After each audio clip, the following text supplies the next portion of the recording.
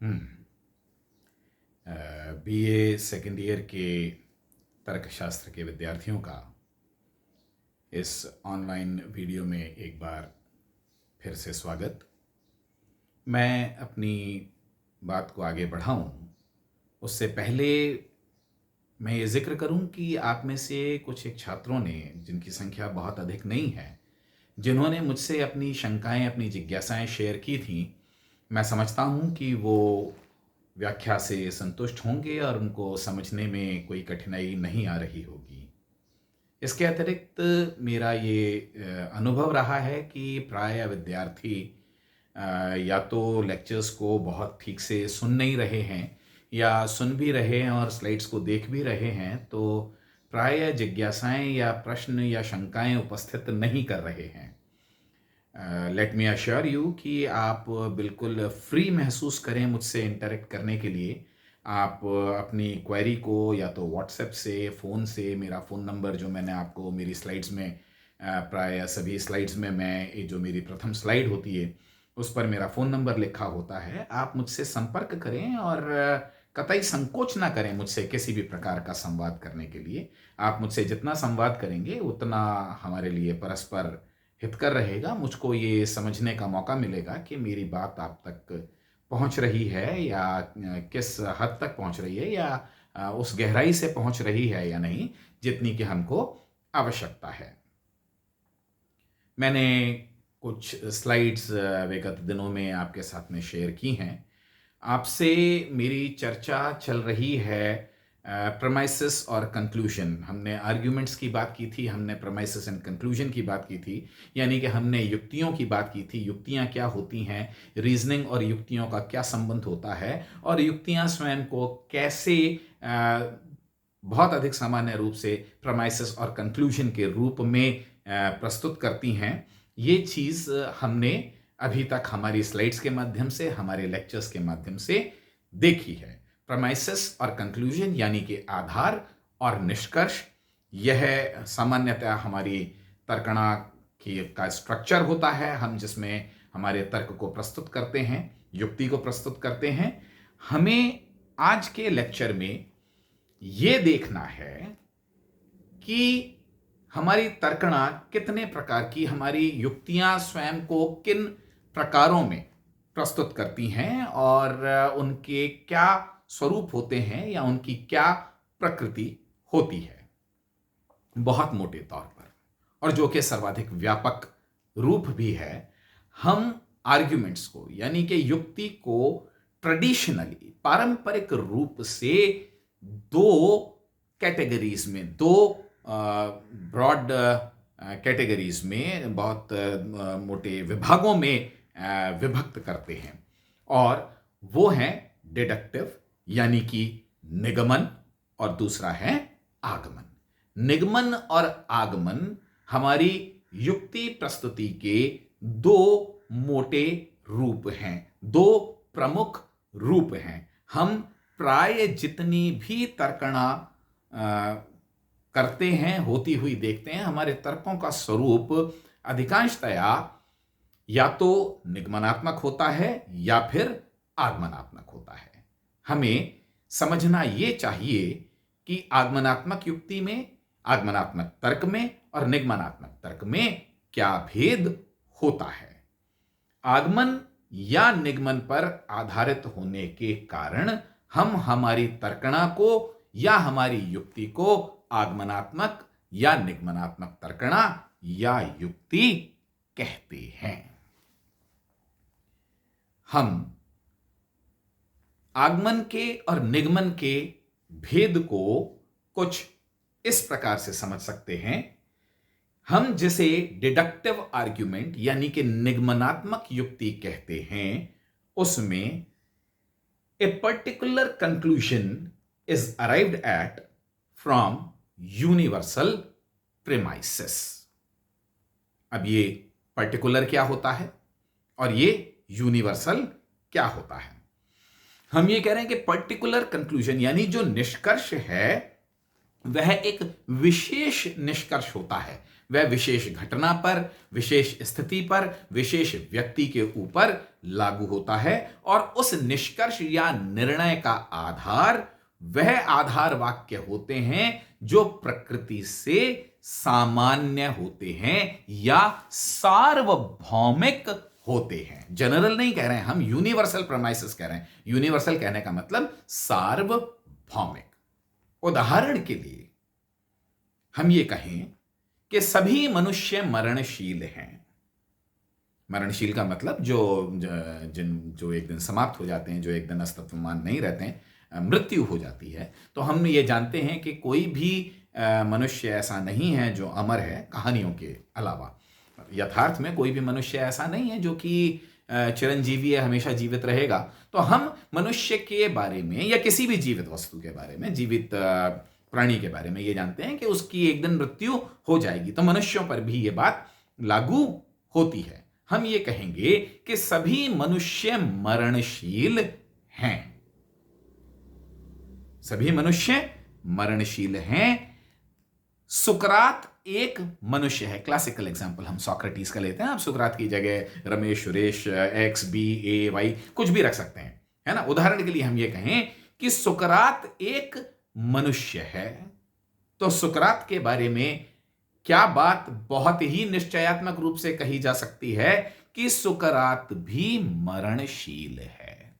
क्यों है? क्योंकि सुकरात एक मनुष्य है। सार्वभौमिक सत्य क्या है? सभी मनुष्य मरणशील हैं, और क्योंकि सुकरात भी एक मनुष्य है, अतः सुकरात मरणशील है। सभी मनुष्यों की मरणशीलता के सामान्य सत्य से या सभी मनुष्यों की मरणशीलता के सार्वभौमिक तथ्य से हमने सुकरात की मरणशीलता का निष्कर्ष निकाल लिया। यानी कि हमने क्या किया? हमने सार्वभौमिक आधार पर एक विशिष्ट निष्कर्ष को प्राप्त कर लिया। इसके विपरीत, a general conclusion is arrived at from particular premises. हम विशिष्ट या विशेष आधार वाक्यों से किसी सामान्य निष्कर्ष तक पहुंचते हैं। मान लीजिए हम ये कहें कि एक्स दर्शन का प्रतिभाशाली विद्यार्थी है और एक्स तीक्ष्ण बुद्धि है। वाई दर्शन का प्रतिभाशाली विद्यार्थी है और वाई तीक्ष्ण बुद्धि है। जेड दर्शन का प्रतिभाशाली विद्यार्थी है और जेड तीक्ष्ण बुद्धि है। इसी प्रकार से ए, बी, सी अनेक दृष्टांत हमने लिए, और वो दृष्टांत सभी कैसे हैं? दर्शन के प्रतिभाशाली विद्यार्थी हैं और तीक्ष्ण बुद्धि हैं। तो हम सामान्य निष्कर्ष क्या निकालेंगे? दर्शन के प्रतिभाशाली विद्यार्थी तीक्ष्ण बुद्धि होते हैं। हमने क्या किया? हमने विशिष्ट दृष्टांतों को इकट्ठा किया और उनसे हमने किसी सामान्य निष्कर्ष तक पहुंचने का प्रयास किया। यहां पर हमने आगमन किया, हमने चीजों को ला करके एकत्र किया, जोड़ा। जबकि इसके विपरीत हमने सुकरात के उदाहरण में क्या किया था? हमारे पास में एक सार्वभौमिक सर्वस्वीकार्य सत्य था, जिसके आधार पर हमने एक विशिष्ट व्यक्ति की किसी लक्षण का निर्धारण किया।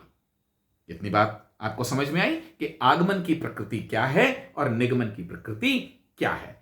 इन अ वैलिड डिडक्टिव आर्ग्यूमेंट, इसके आगे की बात करें, in a valid deductive argument the conclusion is contained in the premises, nothing new is added to our knowledge.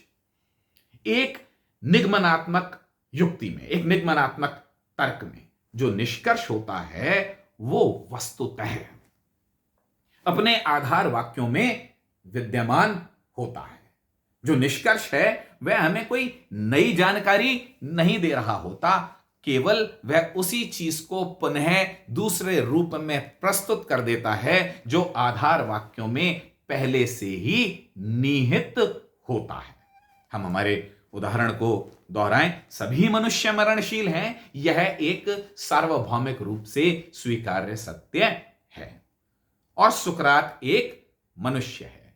इन दो वाक्यों में, जो कि मेरे आधार वाक्य हैं, जो कि इस युक्ति के आधार वाक्य हैं, यह सत्य अंतर्निहित है, पहले से मौजूद है कि सुकरात भी मरणशील है। मुझे इन दो आधार वाक्यों ने जितनी बात बताई है, वस्तुतः मेरा निष्कर्ष उससे अधिक मुझे कुछ भी नहीं बता रहा है। आधार वाक्यों के अंदर जो कंटेंट है, वही कंटेंट, वही विषय वस्तु निष्कर्ष के रूप में मुझे प्रकट होती है, प्रस्तुत होती है। इसके विपरीत यदि मैं निगमनात्मक तर्क, आगमनात्मक तर्क को देखूं, तो मैं क्या कहूंगा? In an inductive argument the conclusion is not contained in the premises, a new information is added to knowledge. मैं मेरे फिर से दर्शन के प्रतिभाशाली विद्यार्थियों का और उनके तीक्ष्ण बुद्धि होने की बात करूं, यह सही है। मान लीजिए कि मैं ऐसे दृष्टांत इकट्ठे कर रहा हूं, या मेरे सामने किसी महाविद्यालय में, आपके महाविद्यालय में ऐसे दृष्टांत आते हैं कि ए दर्शन शास्त्र का प्रतिभाशाली विद्यार्थी है और ए तीक्ष्ण बुद्धि है, बी भी दर्शन शास्त्र का प्रतिभाशाली विद्यार्थी है और बी तीक्ष्ण बुद्धि है, सी दर्शन शास्त्र का प्रतिभाशाली विद्यार्थी है और सी तीक्ष्ण बुद्धि है। यही बात डी, ई, एफ, जी में अनेक ऐसे दृष्टांत इकट्ठे करता हूं और हर दृष्टांत में यह देखता हूं कि वह दर्शन शास्त्र का प्रतिभाशाली विद्यार्थी है और वह तीक्ष्ण बुद्धि है। तो यदि मैंने जी तक देखा, तो मैं किसी नए विद्यार्थी एच को देख करके यदि मैं ये जानूं कि वह दर्शन शास्त्र का प्रतिभाशाली विद्यार्थी है, तो मेरा उसके प्रति निष्कर्ष, मेरी उसके प्रति समझ सामान्यतया यह बनेगी कि वह भी तीक्ष्ण बुद्धि होगा। लेकिन मान लीजिए ए से लेकर के जी तक सभी विद्यार्थी दर्शन शास्त्र के प्रतिभाशाली विद्यार्थी थे और साथ में वह तीक्ष्ण बुद्धि भी थे। यह इस बात की पूर्ण जमानत, पूर्ण गारंटी नहीं है कि एक नया विद्यार्थी जो एच है, वह यदि दर्शन शास्त्र का प्रतिभाशाली विद्यार्थी है तो वह तीक्ष्ण बुद्धि निश्चित रूप से होगा ही। यदि वह है तो मुझे एक नई जानकारी मिलती है कि देखिए, एच भी अन्य दर्शन शास्त्र के प्रतिभाशाली विद्यार्थियों की तरह उन्हीं की भांति तीक्ष्ण बुद्धि है। और मान लीजिए कि वो नहीं है, ऐसा हो सकता है ना? ऐसा हो सकता है कि दर्शन शास्त्र का प्रतिभाशाली विद्यार्थी है ना, हम ये मान करके चलते हैं कि दर्शन शास्त्र के प्रतिभाशाली विद्यार्थी सामान्य रूप से तीक्ष्ण बुद्धि होते हैं। और मुझे तो आज तक ऐसा कोई विद्यार्थी दर्शन शास्त्र का नहीं मिला जो कि प्रतिभाशाली हो और तीक्ष्ण बुद्धि न हो। लेकिन मान लीजिए कि वो प्रतिभाशाली है किसी और तरीके से, वो दर्शन शास्त्र का विद्यार्थी है, वह प्रतिभाशाली भी है, लेकिन वह उस प्रकार से तीक्ष्ण बुद्धि नहीं है। तो यह भी मेरे लिए एक जानकारी होगी और मैं यह निष्कर्ष निकाल सकता हूं, या मेरी इस निष्कर्ष के प्रति भी भावना प्रबल होनी प्रारंभ हो सकती है कि जरूरी नहीं है कि दर्शन शास्त्र के सभी विद्यार्थी तीक्ष्ण बुद्धि होते ही हों। तो यहां पर हमने क्या देखा कि जहां पर एक ओर निगमनात्मक तर्क में हमने ये देखा कि हमारे पास में जो निष्कर्ष होता है वो विशिष्ट भी होता है और वह कंटेन्ड भी होता है, निहित भी होता है अपने आधार वाक्यों में। उसके विपरीत आगमनात्मक तर्क का निष्कर्ष अपने प्रेमाइसेस में कंटेन्ड नहीं होता है, वह बाहर से जोड़ी हुई एक नवीन जानकारी होता है। इसके अतिरिक्त हम क्या कह सकते हैं निगमनात्मक तर्क के विषय में? Conclusion necessary follows from the premises. जो निष्कर्ष है वह स्वाभाविक और आवश्यक रूप से अपने आधार वाक्यों में से निस्सरित होता है। इट फ्लोज आउट, है ना, निगमित होता है नेसेसरीली। इसके विपरीत कोई दूसरी बात हो नहीं सकती। मान लीजिए मैंने यह कहा कि सुकरात, सभी मनुष्य मरणशील हैं और सुकरात एक मनुष्य है, तो फिर यह बात उतनी ही आवश्यक हो जाती है कि सुकरात को मरणशील होना ही पड़ेगा। मान लीजिए मैं किसी संदर्भ विशेष से यह कहूं कि सुकरात मरणशील नहीं है, तो कहां भेद आ जाएगा? भेद यह आ जाएगा कि फिर मुझको यह स्वीकार करना पड़ेगा या तो कि सभी मनुष्य मरणशील नहीं है, या फिर मुझे यह स्वीकार करना पड़ेगा कि सुकरात वैसा मनुष्य नहीं है जिस प्रकार के मनुष्यों की मैं बात कर रहा हूं। यदि मैं ये कहूं कि सभी मनुष्य मरणशील हैं और सुकरात भी वैसा ही मनुष्य है जैसे मनुष्यों की मैंने बात की है, तो फिर सुकरात मरणशील होना सुकरात के लिए आवश्यक हो जाएगा। फिर ऐसा नहीं हो सकता कि सुकरात मनुष्य भी हो और मैं ये भी स्वीकार करता हूं कि सभी मनुष्य मरणशील हैं और सुकरात मरणशील न भी हो। और इसके विपरीत आगमनात्मक तर्क क्या कहेगा? The conclusion becomes only more probable with supporting premises. आगमनात्मक तर्क में क्या होगा कि जितने दृष्टांत मैं इकट्ठे करता हूं और वो मुझे किसी एक निष्कर्ष की ओर, एक सामान्य निष्कर्ष की ओर ले जाते हैं, तो जितने पॉजिटिव दृष्टांत मिलेंगे वो मेरे तर्क को और मेरे निष्कर्ष की संभावना को प्रबल करेंगे, वो उसे फिर भी आवश्यक नहीं बना सकते। मैं कितने भी दृष्टांत इकट्ठे कर लूं, 100 में से 99 दृष्टांत इकट्ठे कर लूं और वो एक ही प्रकार के दृष्टांत हों, तो भी मैं यह नहीं कह सकता कि उनमें से निसरित होने वाला निष्कर्ष या उनसे प्राप्त होने वाला सामान्य निष्कर्ष अपने आधार वाक्यों का आवश्यक परिणाम है, जैसा कि सिर्फ निगमनात्मक तर्क में होता है।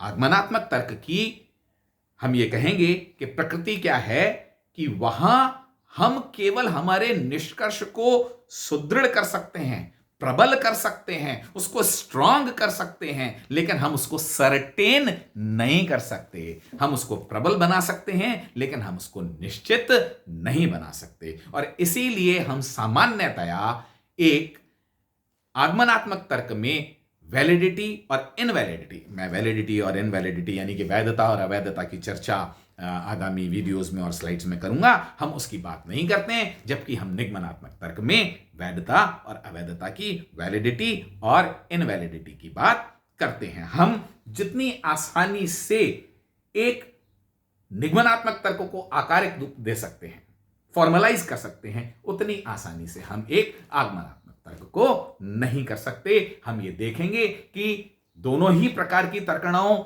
में तर्क दोष भी उत्पन्न हो सकते हैं। डिडक्टिव आर्ग्यूमेंट की फैलेसीज क्या होती हैं, यानी कि उनके तर्क दोष क्या होते हैं या किस प्रकार के होते हैं, ये भी देखेंगे। और हम जब आगे अध्ययन करेंगे तो हम ये भी देखेंगे कि जो आगमनात्मक तर्क हैं उसमें जो तर्क दोष होते हैं उनकी प्रकृति और उनका स्वरूप क्या होता है। आप ध्यान से इन स्लाइड्स को देखें, इस वीडियो को सुने। जहां पर भी आपको कोई समस्या हो, शंका हो, मुझसे कांटेक्ट करके मुझसे चर्चा करने का प्रयास अवश्य करें।